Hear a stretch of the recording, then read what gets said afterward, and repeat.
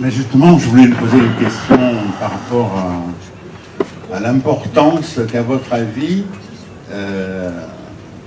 l'importance du rôle que devrait jouer l'université dans la redéfinition des savoirs, des savoir-vivre, des savoir-faire, dont nous sommes de plus en plus privés, vous l'avez bien décliné.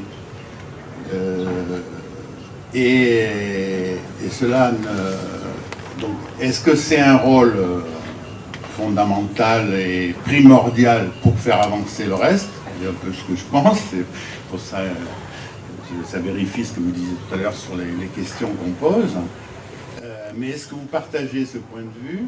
Et est-ce que vous pensez, si ce point de vue est vrai, c'est que d'une certaine manière, beaucoup de choses essentielles passent par l'université, donc passent par une révolution, étant donné l'état actuel de l'université, pas seulement française d'ailleurs, hein, bon, pour engager cette redéfinition de nouveaux savoirs et s'emparer et inventer un monde commun.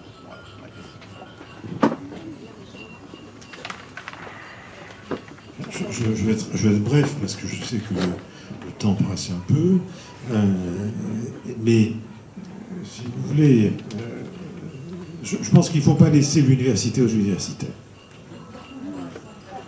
Non, mais c'est idiot de dire les choses comme ça. Bon, on ne peut pas faire l'université sans les universitaires, mais on ne peut pas laisser l'université aux universitaires. Je crois que, si vous voulez, c'est quand même le lieu qui théoriquement est le lieu de l'universel, pour aller vite. Ça l'est de moins en moins. La question de l'université, c'est aussi la question, si vous voulez, de l'école. C'est la question de l'éducation.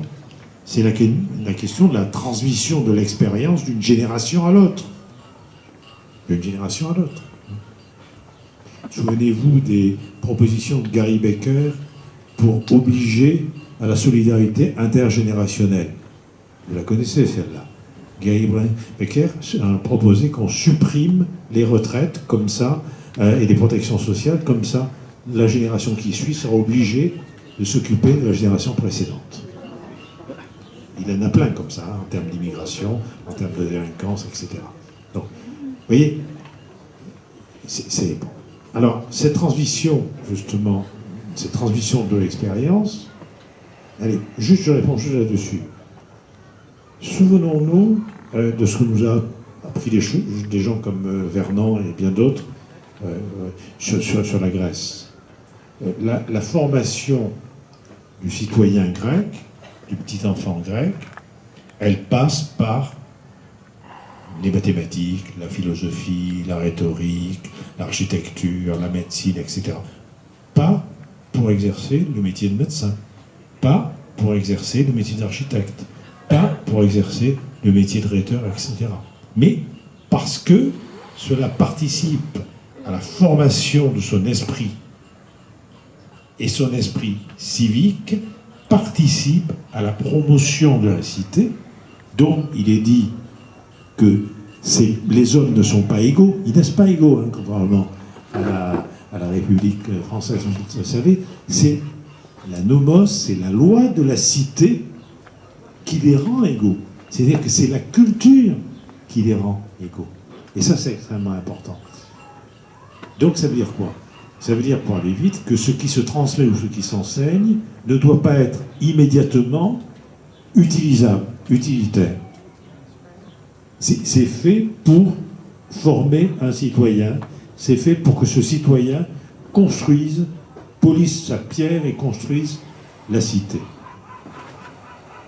Aujourd'hui, comment on définit les masters, comment on définit les filières, comment on définit en fonction de l'utilité, supposée en plus, hein, supposée de l'utilité par rapport à la demande du marché. Donc ça veut dire qu'à partir de ce moment-là, nous sommes aujourd'hui avec une éducation, une formation de l'enseignement et de la recherche à devoir justifier que ce que nous transmettons obéit bien à la logique exigeante du marché. Ça, en Grèce, c'est pas compliqué. Prenez le 5e siècle avant Jésus-Christ, si vous voulez, le siècle de Périclès. En Grèce, ce type de formation n'est pas la formation du citoyen, c'est la formation de l'esclave. Parce que l'esclave, lui, doit acquérir une technique qui sert au maître qu'il emploie. C'est-à-dire ce que Aristote disait de l'esclave. L'esclave ne peut pas être libre, mais on le sait, donc il ne peut pas être heureux, donc il ne peut pas être digne, mais c'est pas gênant parce que ça n'est qu'un instrument animé. Ben, nous sommes en train de fabriquer par l'éducation, par l'école, par l'université, par la recherche, nous sommes en train de fabriquer des instruments animés qui s'insèrent dans les rouages du marché.